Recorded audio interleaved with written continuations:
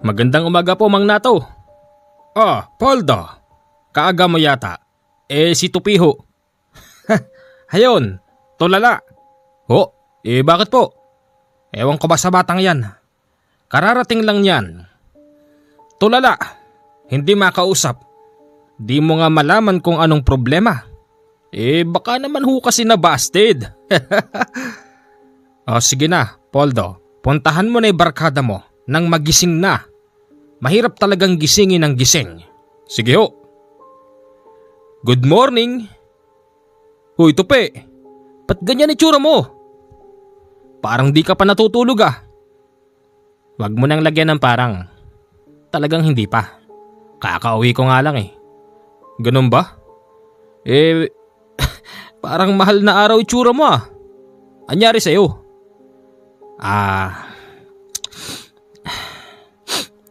Bakit?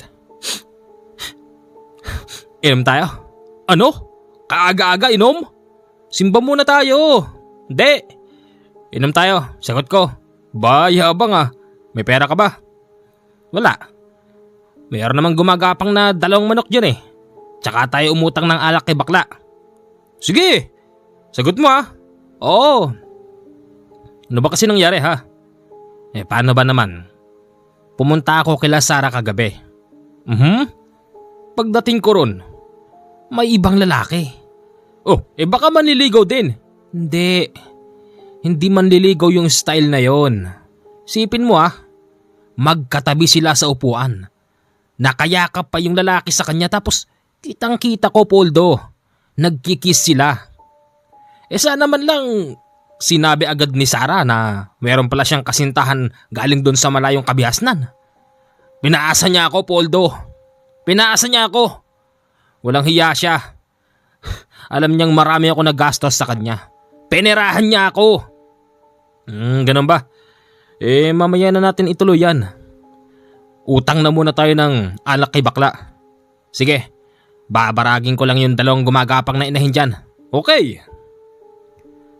Good morning, bakla. Anong maganda sa morning? Bakit ganyan ang itsura mo, Tupe? Para kang tinupe. Pautang nga. Ano? Utang? Aga namang utang niyan? Sige na.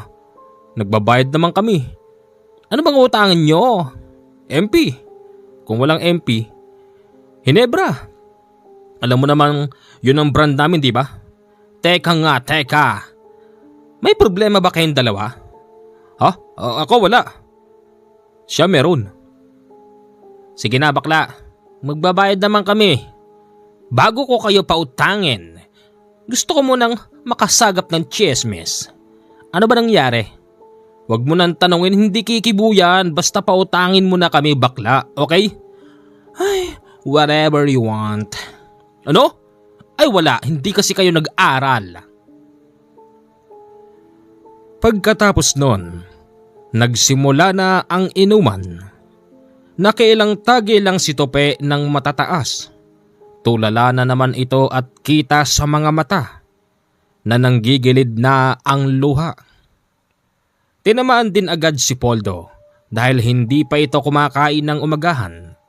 Iba ang dating ng alak sa tao kapag magang-maga umiinom lalo na't wala pang laman ang sikmura. Tagay na! Anak ka ng... Aayain mo ako uminom? Tapos tutulala ka dyan? Ha? Tupi? Hindi kasi, Poldo. Hindi ko matanggap eh. Tanggapin mo na! Meron na ngang iba si Sara eh. Ikaw na rin ang nagsabi. Kitang-kita mismo ng 3 mata mo. May iba na siya, pare. Hindi ka na mahal nun. Ano ba? Hindi. Gaganti ako. Gaganti? Kanino? Kay Sara? Tapos dun sa may lalaking yon? Tupi naman. Kilala ko pagkatao mo. Halukay ko bituka mo. Ni maski isang kamao wala pang tumatama sa mukha mo. Tapos sabi mo gaganti ka? Anong klaseng ganti naman yan? Ipapakulam mo, ganun ba? Ipapaaswang mo, ganun ba? Ano ba, Poldo? Kala ko ba magkaibigan tayo. Bakit mo ako ginaganyan? Sinasabi ko lang yung totoo. Tagay na! Tsaka isa pa, Tupi, alam mong yang si Sarah, magandang babae yan. Oo, maraming nagkakagusto dyan sa baryo. Ang hirap naman kasi sa'yo, Tupi, alam mo nang lupa ka lang, gusto mo pang pumunta sa langit. Komo, ha? Masyado kang nangangarap ng labanos, ng kutis porsilana. O yan na pala mo. Nakita mo mismo, may nauna sa'yo. Kung inipon mo na lang yung mga ibinibili mo na gusto ni Sarah, di sana. Mas marami ka pang nabili ng mga para sa katawan mo. Si Mang Nato nga problemado sa'yo. Kailangan ng maintenance ng matanda. Dapat yung binigay mo ron sa mga gusto ni Sarah, binili mo na lang ng gamot ng lolo mo. Iba naman yun sa akin kasi. Ano ka ba? Tagay na, anak ng tutya naman o. Pagkatapos nilang nag-inuman, nagpaalam na si Poldo para umuwi. Si Tupi pala lumabas pa nung oras na yon. Nagpunta sa harap ng bahay nila Sarah at nagwala. Sarah! Lumabas ka dyan! Walang hiya ka! Ibalik mo lahat ng binigay ko sa'yo! Ano bang problema mo, ha, Tupi? Anong problema? Kala mo hindi ko nakakita? Balik mo yung lahat ng binigay ko sa'yo. Pambibili kayo ng gamot ni Lolo. Wala na yun, Tupi. Matagal na yun. 1 taon na nakalipas. Yun na nga 1 taon mo ako niloko. Hindi mo naman pala ako sasagutin. Ibalik mo lahat yun. Ganon? Matapos mabusted? Babawiin yung mga binigay? Ano ka, sinuswerte? Balik mo! Balik mo! Oh, Sarah, ano bang problema rito?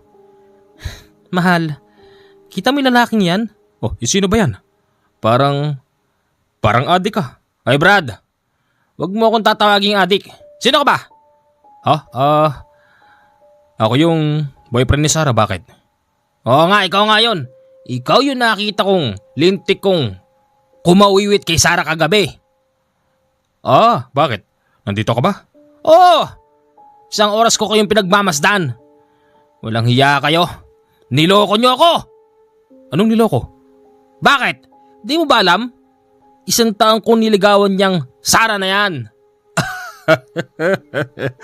Oo nga pala. Nabanggit sa akin yun ni Sarah.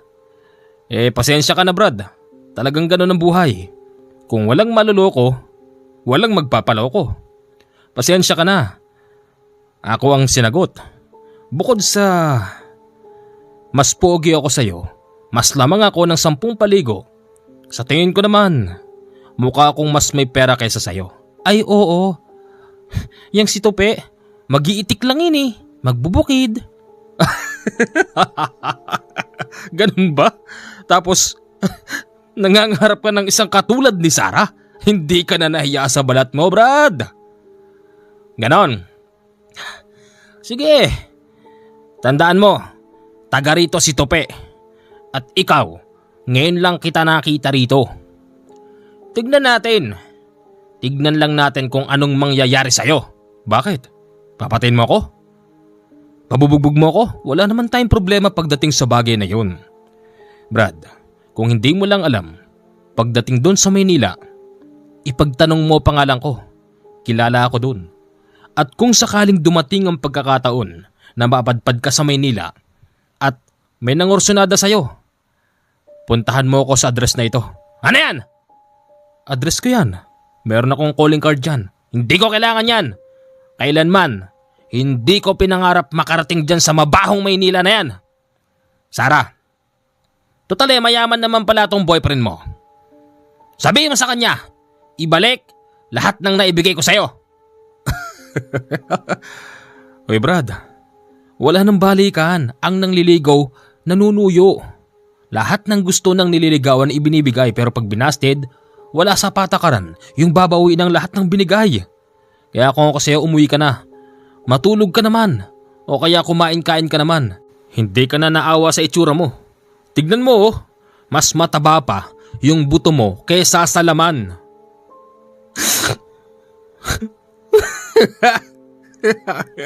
O bakit? Totoo yung sinasabi ko. Totoo. O yan, may dumarating. Yan na siguro yung mga taga-barangay. Palagay ko, si Kapitan yun. Paano ba yun, Brad? Mukhang sa barangay ka matutulog ngayon. Sakit mo magsalita. Baka hindi mo ako kilala. Ano ba yan? Ano ba yung ingay na yan? Nirereklamo kayo ng kapitbahay. Kapitan, damputin niyo nga tong si Tupe. Oh, Tupe! Ikaw na naman. Wala ka talagang kasawa-sawa. Kapitan, bakit? Karapatan kong bawiin ng akin. At anong babawiin mo, Aber? Ano pa? Hindi yung mga naibigay ko sa kanya nung niligawan ko siya. Niloko niya ako eh. Pinagpalit niya ako dyan sa... Hoy! Ano bang pangalan mo? William. William pala eh. Alam mo, Tupe, sa isang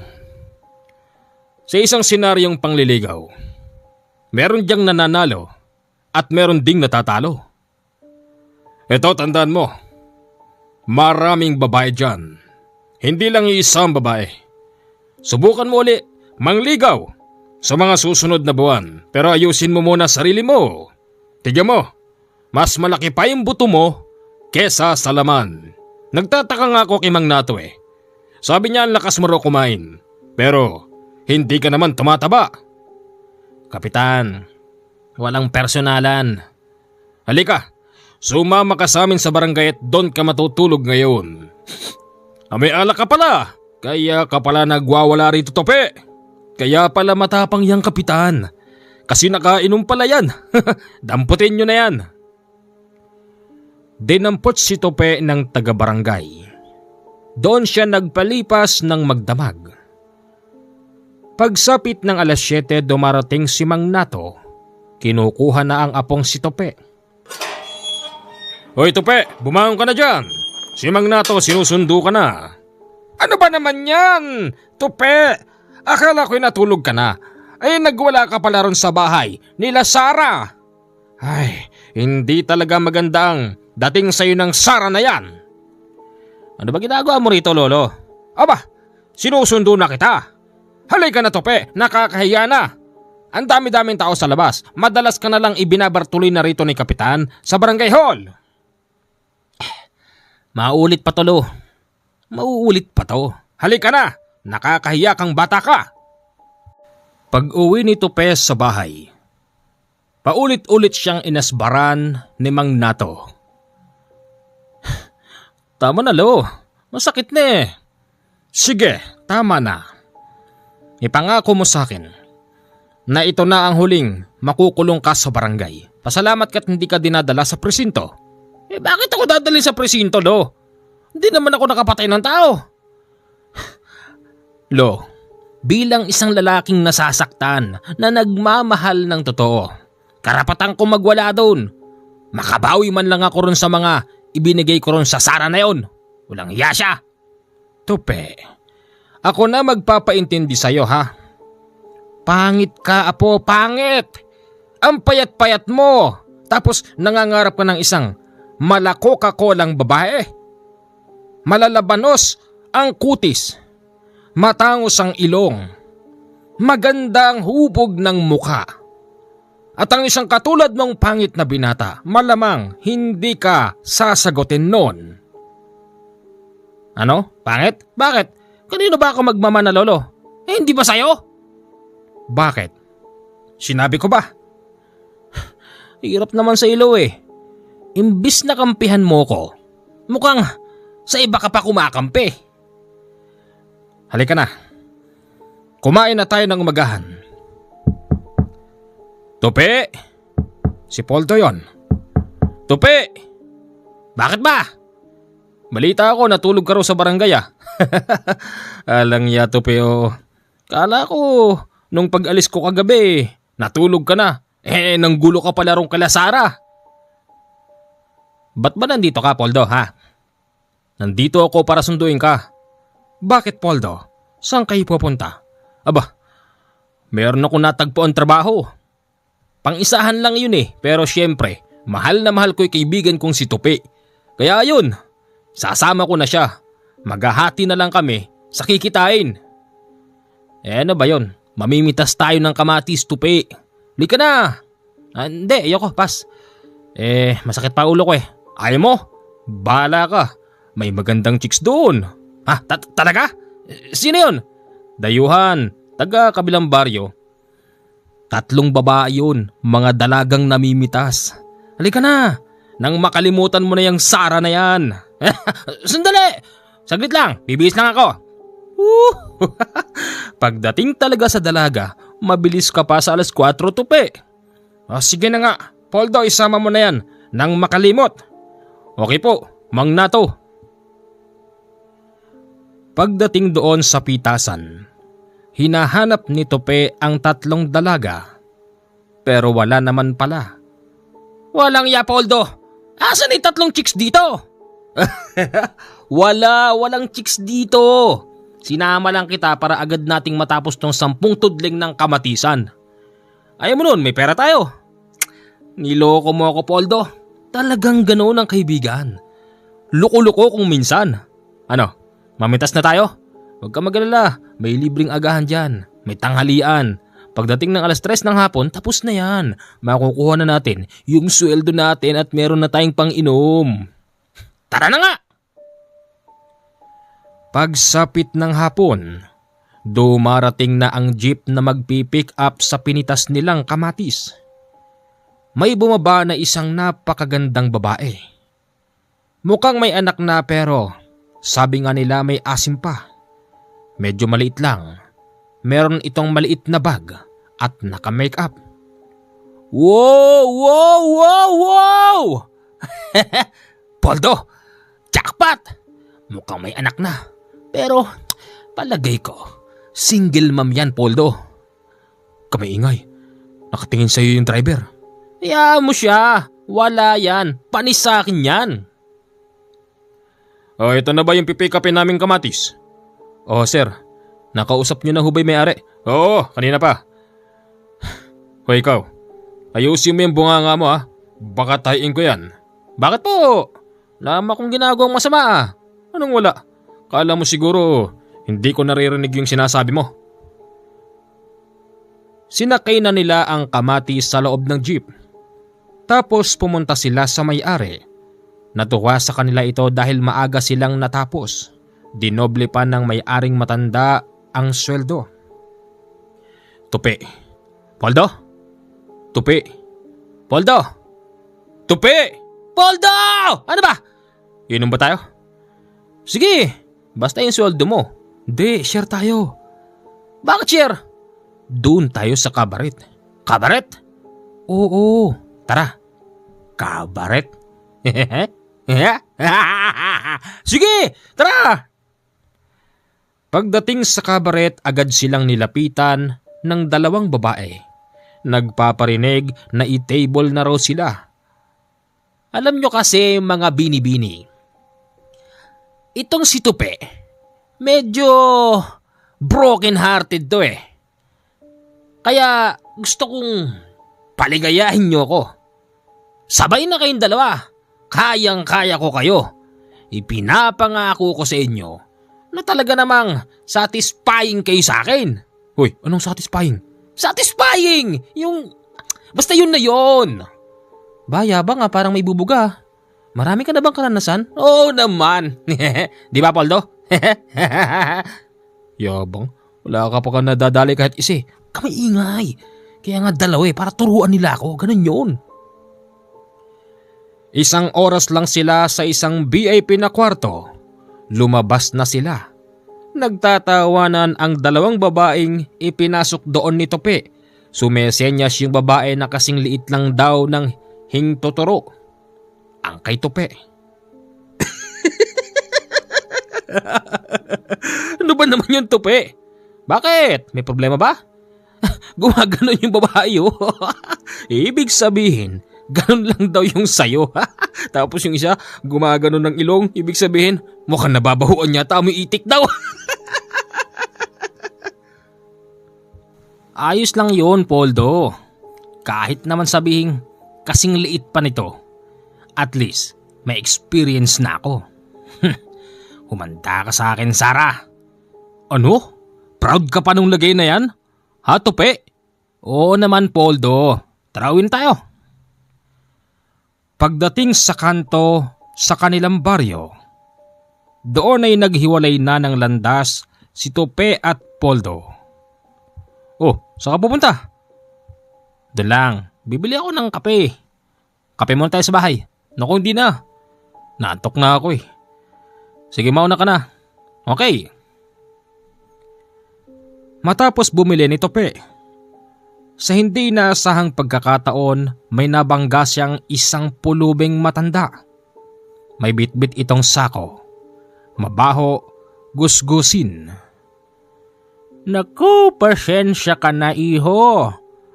Hindi ka kasi tumitingin sa dinadaanan mo. Ano? Ako pa ngayon ang hindi tumitingin? Baho nyo ah. Teka, di yata kayo taga rito. Hindi nga. Ako'y naliligaw. Ganon ba? Ano ba yan dala mo? Tinapay ho, tsaka kape. Pwede bang humingi? Oo naman. Ilan ba? Bagong sweldo ako ngayon. Ikaw? Binigyan ni Tope ng 2 pirasong tinapay ang matandang babae. Agad itong kinain ng matanda sa harapan niya. At nung aalis na si Tope, merong sinabi ang matanda. Sandali lang, binata. Alam ko meron kang pinagdadaanan. May solusyon tayo dyan. Kung gusto mo ang solusyon, hanapin mo ko sa kabilang baryo. Yun lang naman ang sinabi ng matandang babaeng ni maski pangalan. Hindi alam ni Tope. Kinabukasan, magsusuga siya ng itik dahil kinukuha siya ng dating boss niya. Itinataboy niya yung mga itik sa daan nang bigla siyang hintuan ng isang magarang sasakyan. Bumukas ang bintana at doon niya nakita si Sarah at si William. Brad, totoo nga pala, mag-iitik ka lang, Brad. Nako, kung pumatol ako sa'yo, malamang araw-araw ulam ko itlog ng itik. Halika na nga, William. Natulala noon si Tope. Sa isip-isip niya, para bang hindi naman niya tatamang bastusin siya. Kahit sabihin na siya'y mahirap, tao pa rin siya. Hindi man irespeto ang kanyang buhay, pero irespeto na lang sana bilang tao at Pilipino. Kinagabihan, kagat-kagat ni Tope ang mahaba niyang kuko. Tapos malayo ang iniisip. Maya-maya pa nilapitan siya ni Mang Nato. Ano ba problema mo ha, Tope? Ang dumi-dumi ng kuko mo. Bakit mo yung kinakagat? Wala, Tolo. Ano nga? May problema ka ba? Gusto mo inom tayo eh. Naku, yabang nyo. Kayo inom? Baka maamoy nyo lang alak tumba na kayo. Hindi. Gusto ko talagang uminom ngayon para maka one-on-one kita kung ano ba talagang pwede kong itulong sa'yo, Apo. Sige, inom tayo. Habang nagiinuman, nung una hindi pa sinasabi ni Tope ang mabigat niyang problema. Nung medyo tinamaan na, inamin niya na kay Mang Nato ang mga nalalaman niya. Kasi kanina habang itinataboy ko yung mga itik papunta sa bukid, merong isang magarang sasakyan na huminto sa tapat ko. Aha! Tapos, nagbukas ng bintana, ang laman pala, si Doña Sara, tsaka si Don William. Bakit? Ano meron doon? Nilait-labit ang pagkatao ko. Di ba nilaitin ang pamumuhay ko? Huwag naman yung buong pagkatao ko. Maliban doon, ano pa? Meron akong nakabanggang matanda Oh, sinuntok ka? Wala ka naman pasa. Hindi. Nakabangga akong matanda na pulubi. Ang sabi niya, alam daw niya yung problema ko, Meron daw solusyon doon. Kung gusto ko raw ng solusyon, edi punta raw ako doon sa may bahay niya sa kabilang baryo. Hindi ko naman alam saan doon. Ano itsura? Basta gusgusin na matandang kuba. Medyo maitim, may dalang sako, mabaho. Nako, Tope, baka naman genie yan. Ano? Genie? Anong genie? Genie, yung nagbibigay ng mga wish. Bakit? May nagawa ka bang kabutihan sa kanya? Binigyan ko lang nung tinapay na binili ko. Oh, kaya naman pala eh. Sige na Tope, puntahan mo na. Baka magbago buhay mo, humiling ka ng maraming kayamanan. Ay sa wakas! Mararanasan ko rin yumaman bago man lang ako mawala sa mundong ibabaw. Si Lolo, kung ano-ano iniisip. Sige na, saan bang baryo? Doon tinuturo eh. Dyan sa south. Sige, pumunta ka na Tope ha. Pumunta ka na. Sige po. Sa sumunod na gabi, niyayaya niya si Poldo para pumunta doon. Pare, sa south yun, malayo yun. Alam mo namang laki-laki ng baryo natin eh. Papalabas pa lang pagod ka na. Ilang kilometro ilalakarin natin bago natin marating yun? Parang mga 15 o 15. Gano'ng kalayo yun, di ba? Teka nga, Poldo. Sasamahan mo ba ako? O sasamahan mo ako? Mamili ka. O di, doon tayo sa sasamahan kita. Yun! Madali ka naman palang kausap eh. Nakarating sila sa kabilang baryo. Nagtanong sila kung saan matatagpuan ang bahay ng gusgusing matanda. Kilala pala ang matanda na yon at agad naman nila natunton ang bahay. Tao po! Magandang gabi po. Tupe is here! Tupe! Magandang gabi po.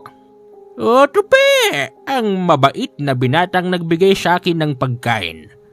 May kasama ka pala. Magandang gabi po. Aba! Pati ang kasama mo mabait. Siyempre naman po. Kami pinalaki sa simbahan ng mga magulang namin. Sige Tupe. Pasok kayo. Diniretsa ni Tupe ang matanda. Tinanong kung ano ba ang solusyon. Solusyon? Oo nga pala.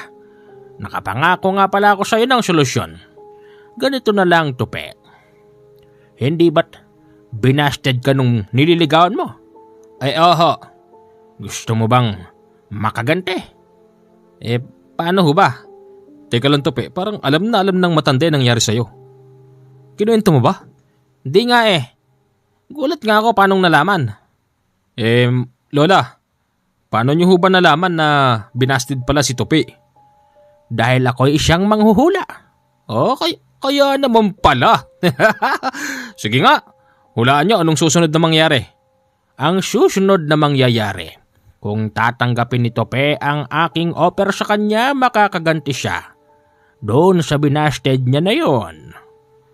Talaga? Anong klaseng ganti ho? Tupi, isa kang pangit na binata.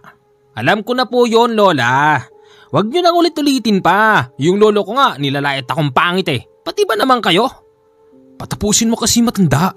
Kung ano sinasabi mo eh. Pangit na binata si Tupi, pero kaya kitang gawing gwapo. Talaga? Kaya niyong gawin yun sa kaibigan ko? Ayos! Lahat ho ba ng manghuhula? Kayang gawin yon? Hindi, ako lang. Lola, paano mo naman akong gagawing gwapo? At sabihin natin maging gwapo ako, Ang tanong, paano ako makakaganti ron sa Sara na yun? Pag naging gwapo ka, Tupi, bibigyan din kita ng malakas na karisma at gayuma sa tingin. At kapag nangyari yon, Tupi, manigurado ka nang mapapasayo si Sara. Iiwanan niyang lalaking yon. Ganon. Makakaganti nga ako. Pero Tupi, wag mo siyang mamahalin. Gumanti ka lang. Gamitin mo ang iyong kagwapuhan. Gamitin mo rin ang katawan niya. Tapos, iwanan mo siya. Sige! Naku! Imposibleng iwan mo yun pag napasay yun. Di ba nga mahal na mahal mo si Sara? Hindi. Basta, iiwanan ko siya. Lolokohin ko rin siya. Manang, doon na tayo sa paano mo siya gagawing gwapo. Huwag mo sabihing dadalhin mo siya sa mga ospital na nagpapalit ng muka. Kaya nga Manang, wala tayong pera. Paano nga ba? Tupi, ako'y siyang mahusay na manghuhula. Meron akong mga kaibigan na engkanto na kayang palitan ang itsura mo. Pero Tupi, malalayo ka sa mga mahal mo sa buhay. Manang, wala bang expiration yan? Ano? Expiration? Yung bumabalik sa dati, ganun. Tupi, makinig ka sa akin. Babalik pa rin sa dati ang itsura mo. Manang, bakit? Bakit? Babalik? Huwag kang kumontra dyan, Poldo. Ako si Tupi, hindi ko si Tupi. Ako makikipag-usap. Sinisiguro ko lang, Tupi. Mahirap na, baka mamaya mawalan ako ng kaibigan. Habang kung ano-ano ang tanong ng dalawa, nagulat sila dahil mula sa likuran may pumasok na dalawang lalaking napakagwapo. Sino mga yan? Sila mga engkanto kong kaibigan. Sila ba? Tao ah. Parang tao. Oo, tao nga pero... Totoo ba itong nakikita ko, Poldo? Medyo may kaunting liwanag sa kanila. Hindi ko alam. Ganon din ang tingin ko Mga kaibigan kong engkanto. Siya ang lalaking sinasabi ko. Ano, Tupi? Pahig ka na ba? Sige! Basta mangkaganti ako dyan sa Sara na yan. Basta pangako mo babalik din sa dati itsura ko. Kasi kahit naman pangit ako, mahal ko pa rin yung mukha ko. Sige. Sumama si Tupi sa dalawang yun at iniwan si Poldo sa loob. Anong oras na? Bakit wala pa sila? Hindi pa sila bumabalik, Manang. Baka na paano na yung si Tupi. Kahit mas mataba yung buto nun sa laman. Mahal na mahal ko yung kaibigan ko na yun. Hindi ko siya kayang ipagkanulo. Easy ka lang dyan, Poldo. Sigurado akong patapos na ang mga yun. Nag-aalala ako Baka... Tupi? Poldo. Bakit para ka nakakita ng multo? Tupi? Ikaw ba yan? Si Tupi ay pumuti.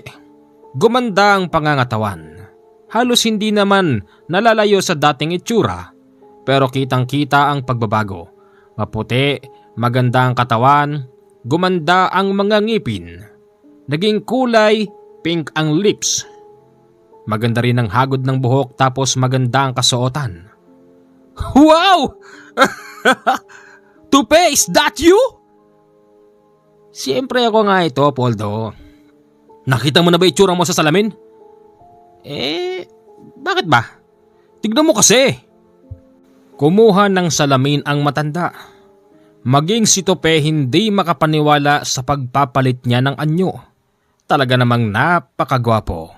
Pero mabilis pa ring makilala. Manang, ako ba talaga to? Ikaw yan, Tupi. Sa tulong ng aking mga kaibigang engkanto. Deserve mo yan dahil mabait ka. Tignan natin, Sara. Kinabukasan, pag-uwi nila maging si Mang Nato hindi siya nakilala. Hello, good morning. Teka, sino ka? Ako to, si Tupi. Tupi, teka. Ikaw ba talaga yun, Apo? Lolo, ako to. Epektibo talaga yung matandang yon. Oo nga. Ang gwapo mo. Ang gwapo mo, Apo. Halika. Pumasok ka sa loob. Pagpasok, maraming katanungan si Mang Nato na hindi na masagot ni Tupi. Lumilipad na kasi ang isip niya.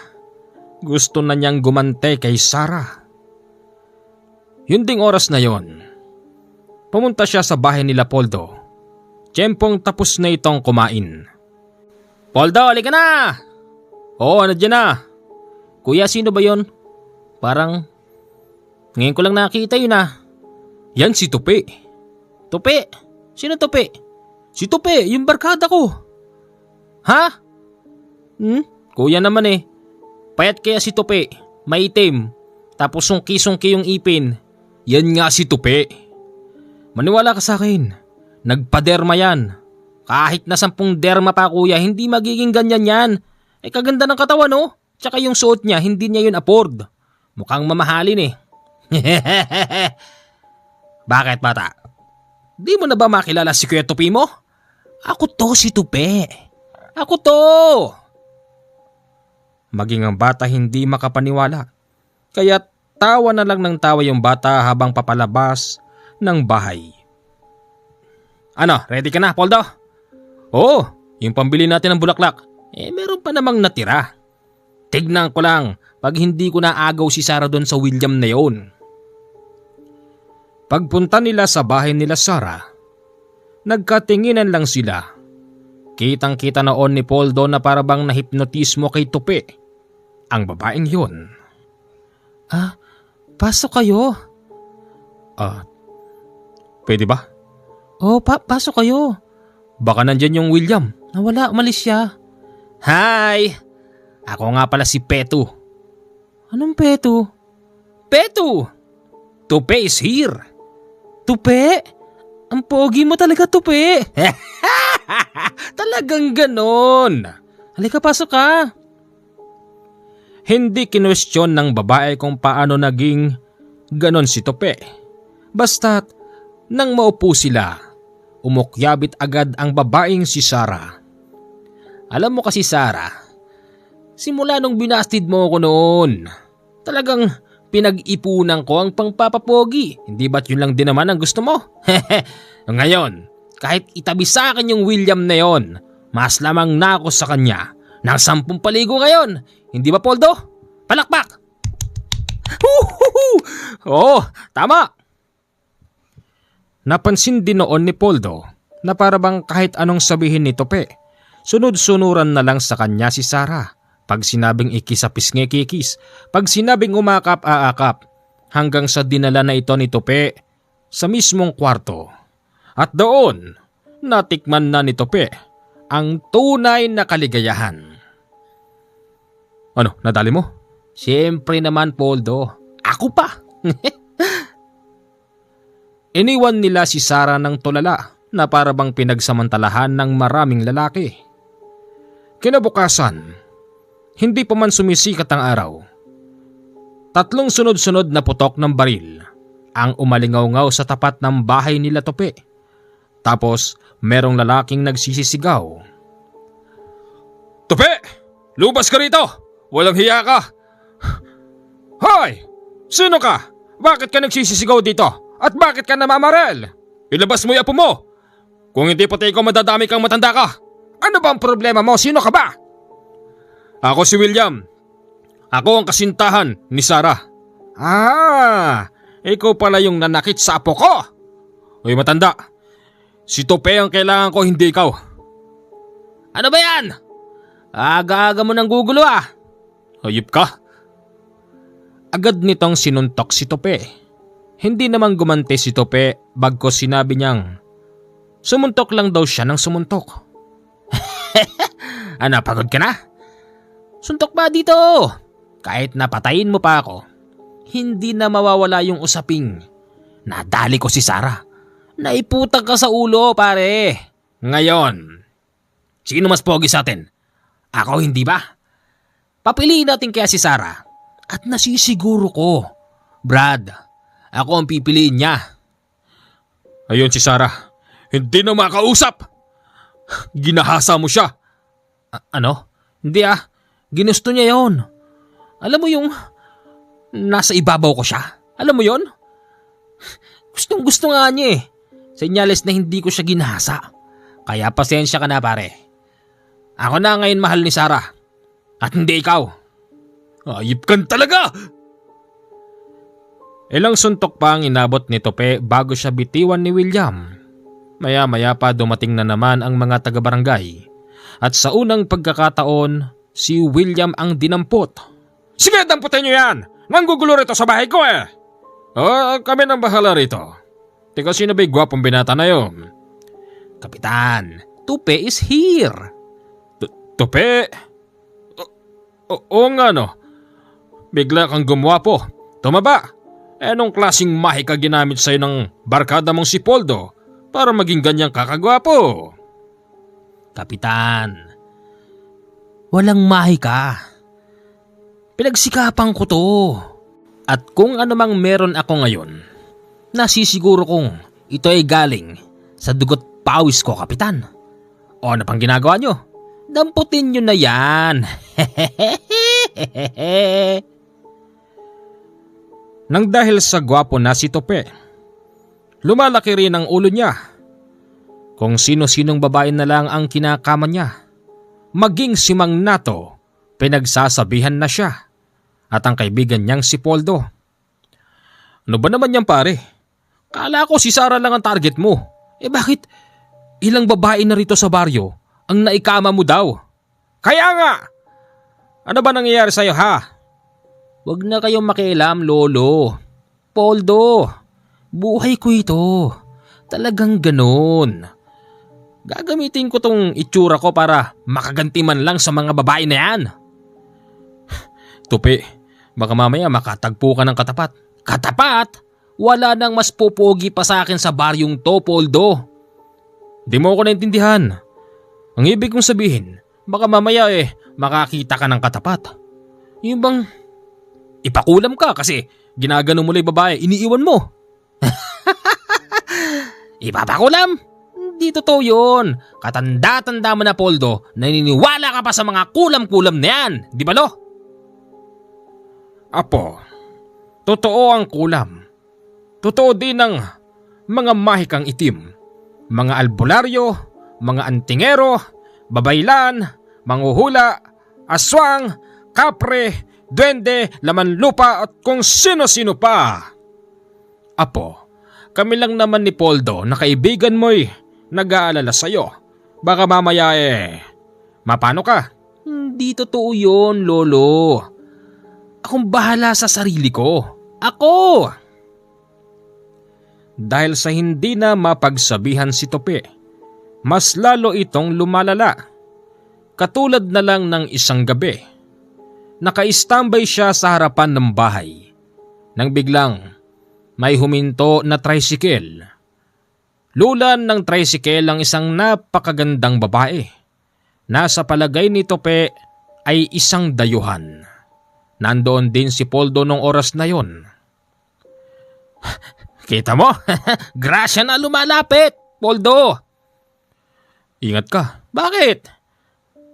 Tao po. May tao po rito. Ikaw ba si Tope? Opo. Nagkatinginan sila ng babaeng yon. Na tila ba alam na nila ang ibig sabihin. Pinapasok ni Tope ang babae. Una kwentuhan hanggang sa sinabi ng babae na kaya raw siya napunta doon upang maghanap ng aliw. Ano lo? Sabi ko sa iyo balitado na sa buong bayan natin dito na dito sa baryong to nakatira ang pinakagwapong lalaki. Anong gagawin mo?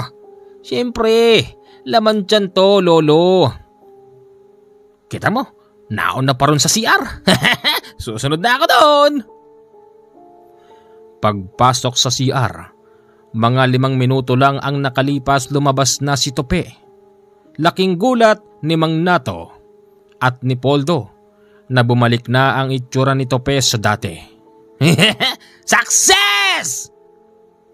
Teka nga lo. Teka nga Poldo. Parang hindi yata kayo masaya. Apo, bumalik ka na sa dati. Ba't ako babalik sa dati? Wala na yung dating Tope, Lolo. Patay na yung dating Tope. Ibig kong sabihin, bumalik na sa dati yung itsura mo. Ano? Paanong? Tignan mo ito salamin. Hindi. Bakit? Hello, lover boy. Ha? Di ka makatingin, no? Huwag kang mag-alala. Kanina ko pa alam. Ha? Anong kanina mo pa alam? Hayon sa babae. Pumunta siya roon kahit na alam niyang isang peking itsura lang ang makikita niya. Dagdag pa rito, yung babae daw na yon pumunta roon para iligtas si Tope. Hindi naman maipaliwanag ng babae kung sino ba talaga siya basta't sabi niya may nag-utos sa kanya at hindi na raw importante kung sino siya. Andito ako para iligtas ka.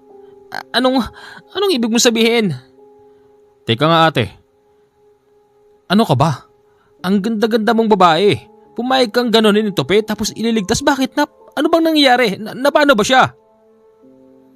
Yung matandang yun. Hindi lang siya manghuhula. Ano? Anong ibig niyo sabihin?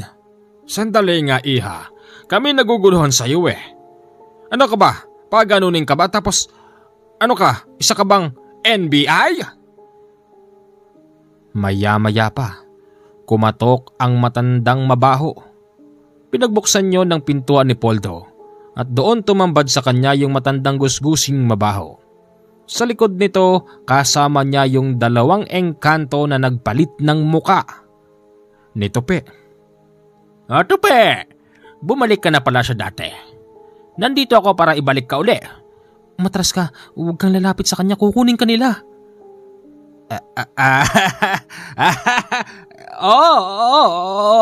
Okay na ako sa ganito. Huwag mo na akong balik sa dati, mamamanang. Sige na, damputin niyo si Tope. Sasama ka sa amin ngayon, sayo at sa gusto mo. Akmang dadamputin si Tope ng 2 lalaki nang humarang yung magandang babae. Sige, subukan nyo. Subukan nyo. Sige, subukan nyo. May tagapagtanggol ako. Magandang babae to. Nadali ko na yan. Ganun. Nadali mo pala ang magandang iha na ito. Sa harapan mismo ni Tope at ng iba pa, yung babaeng yon nag-orasyon. Inihip sa matanda at sa 2 lalaking gwapo. Mabilis nagpalit ng anyo ang mga yon. Isang nakakatakot na itsura ang tumambad sa kanila. Hindi. Aswang! Aswang kayo!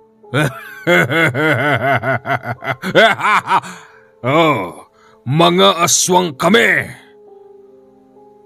Wala silang nagawa nang damputin nila si Tope at yung babaeng orasyon lang pala ang kayang gawin. Tinadyakan lang ng matandang manghuhula. Wala na. Wala na si Tope. Tinangay na ng mga aswang. Wag ho kayong maglala. Nandyan ho mga kasama namin. Iha, matanong kita. Ano bang ginawa niyo sa loob ng CR? Totoo bang may nangyari sa inyo ng apo ko? Wala ho. Ilusyon lang yun. Dito inamin na ng babae na siya pala'y isang disipulo ng albularyo sa gitnang Luzon. Inutusan daw siya nito upang iligtas si Tope kasi nalaman ng kanyang maestro ang malaking problema ni Tope nang minsan manmanan nila yung matandang gusgusin na isa palang aswang. Ganon? May mga kasama kayo yung maestro mo, ganon ba? Oo. Maya-maya pa si Tope sumisigaw sa labas. Hindi nila alam ang ibig sabihin ng sigaw, kung humihingi ba ng tulong o nasasaktan. Pinuntahan nila kung nasaan yon at doon nila nakita sakal-sakal si Tope ng matandang aswang. At yung 2 lalaking kanina'y gwapo na naging aswang, nakaalerto at may hawak na mga sandata. Nandito siya! Kaya hindi tayo makalis dito sa lugar na ito. Huwag niyo siyang hayaang makalapit. Teka, sino ba yun? Ikaw! Halika rito! Ako? Wag ah! Maging si Poldo dinampot ng isa at ang matandang si Mang Nato agad na dinibdiban. Mga walang hiya kayo! Pati akong walang kinalaman dito ay dinadami ninyo! Ano ba nangyayari? Paliwanag mo nga sa amin! Ayun si Maestro. Patay kayong lahat ngayon. Ayun! Nagpakita ka ring walang hiya ka. Sino ka bang lintik ka? At bakit mo sinasawata ang isinasagawa namin? Marami na akong natatanggap na reklamo tungkol sa'yo. Ilang binata na niloko mo at halos lahat mga binatang may problema sa itsura. Ngayon hindi na ako makapapayag pa. Hindi na ako papayag na makukuha mo si Tope. Ano bang nangyayari? Sino ba yan? Ako si Nole. At siya naman ang aking nag-iisang disipulo. na taga rito sa probinsya nyo. Kunin mo si Tupi. Lumapit ang magandang babae sa aswang na may hawak kay Tupi. Bigla nitong binitiwan si Tupi at para bang may iniindang takot ang aswang na yon. Ngayon, aalis na kayo. Hindi! Hindi ako makapapayag. Aalis na kayo sa mundong ito. Yon ang ibig sabihin ko. Sa likod ni Kanole lumitaw pa ang 4 na lalaki. Lahat ng mga yon ay purong mga mag-aaral. Tuwang-tuwa mga mag-aaral dahil nasampulan nila ang mataas na uring aswang na matandang babae. Pero kahit na sabihing matataas na uri sila, hindi sila umubra sa mga disipulo ni Kanole dahil bago pa man sila isabak, 8 taon na silang nag-aaral at lahat ng natutunan nila sa loob ng 8 taon na gamit nila para paslangin ang mga aswang. Pagkatapos noon nilapitan ni Kanole si Tupi at sinabing, Tupi, kung ano man ang itsurang pinagkaloob sa atin ng itaas, huwag mo nang baguhin pa. Okay na yan. At kahit na ganyan ang itsura mo, huwag mong isipin na wala nang papatol sa'yo. Dahil ang isang taong nabubuhay ay merong isang babaeng itinakda para sa kanya balang araw. Naintindihan mo? Opo. Salamat naman. Ano ho ba kayo? Albularyo. Lahat kayo albularyo? Sila mga disipulo ko. Ano yung disipulo? Mga mag-aaral ko at ako ang kanilang maestro. Ganun ba? Tupi, po. Naintindihan mo? Opo. Naintindihan ko po na balang araw may magmamahal din sa akin. Yun, buti naman naintindihan mo paring Tupi. Gusto ko yung sinabi niyo mamang albularyo. Na ang isang taong nabubuhay dito sa lupa may itinakda na magiging kaparehan niya balang araw. Tama siya, Tupi. Oo nga, Poldo. At ito pa ang tandaan mo, Tupi. Mas marami ang babae kesa sa lalaki. Kaya ang siste, babae ang nag-aagawan sa lalaki. Hanggang dito na lang po ang ating kwento. Magandang gabi po sa inyong lahat. PM na kayo sa aking Viber at WhatsApp sa mga gustong kumuha dyan ng bago nating kagamitan pang depensa. 0948-5230-887. Yan po ang ating Viber and WhatsApp. Meron po tayong mga bagong mutya at medalyon para sa inyong panglaban sa mga aswang at syempre sa mga masasamang tao mangkukulam. Salamat po.